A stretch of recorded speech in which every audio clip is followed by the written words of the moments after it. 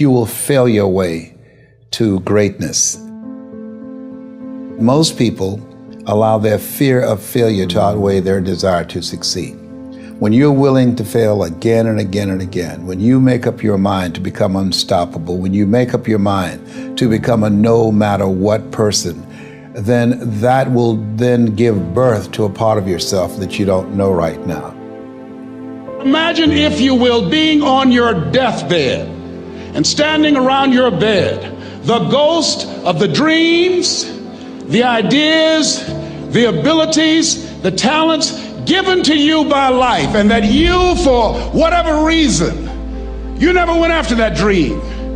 You never acted on those ideas. You never used those talents. You never used those gifts. And there they are standing around your bed looking at you with large angry eyes saying, "We came to you, and only you could have given us life.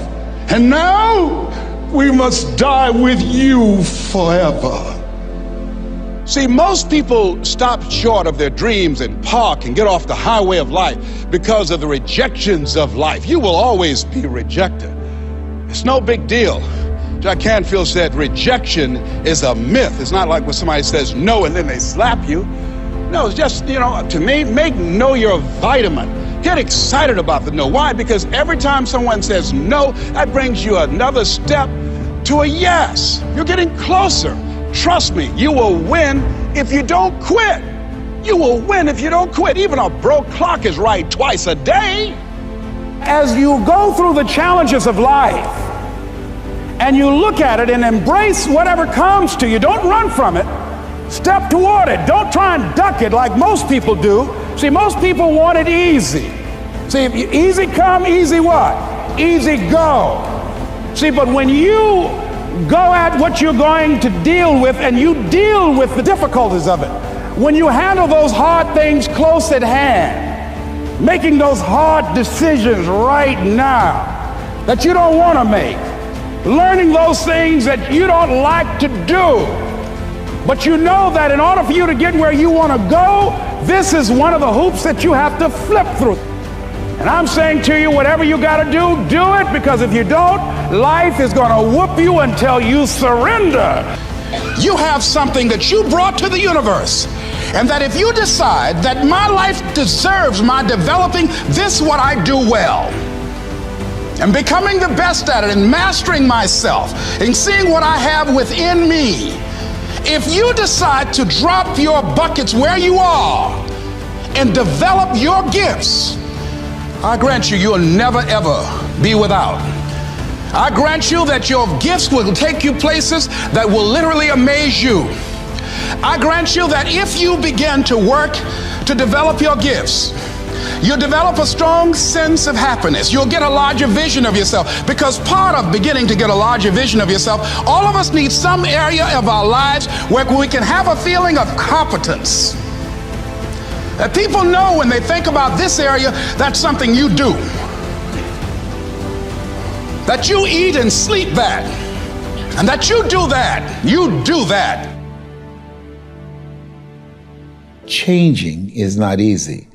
That changing your life, changing habits, reinventing yourself, picking yourself up after life has knocked you flat on your back. I've got to say, when life knocked you down, try and land on your back, because if you could look up, you could get up. Well, that sounds cute, but that's not easy. When I was diagnosed with prostate cancer 17 years ago, that first time that happened, I said, hey, I can handle this.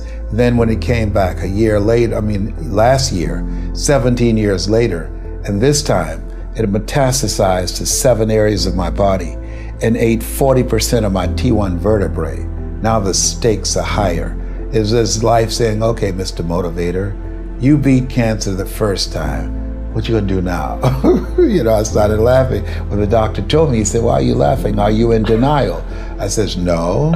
I said, I feel like Mother Teresa. He said, what do you mean? She said, Lord, I know you know how much I can bear. I just wish you to have so much confidence in me. I said, the stakes are higher. So I've got to dig in and got to fight more, because at the end of the day, life is a fight for territory.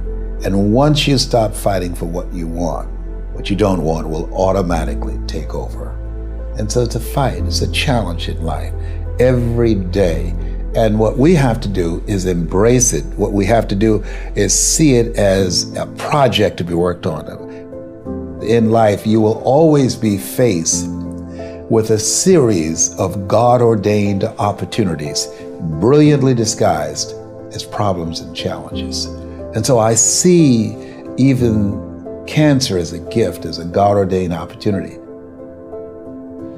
If you died today, what dreams, what ideas, what talents, what books, what music, what leadership, what voice will die with you?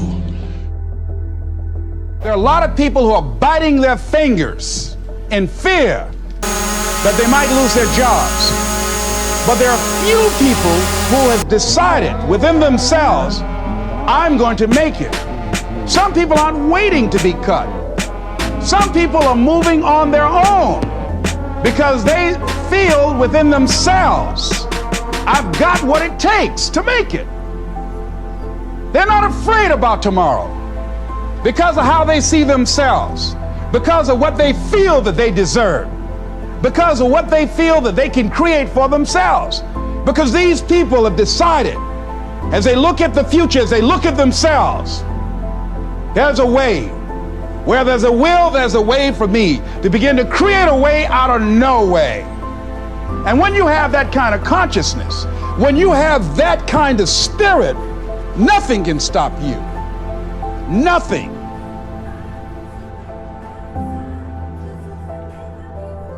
There's no secret to success. There's a system to success. And no matter what organization you become a part of, the system works if you work it.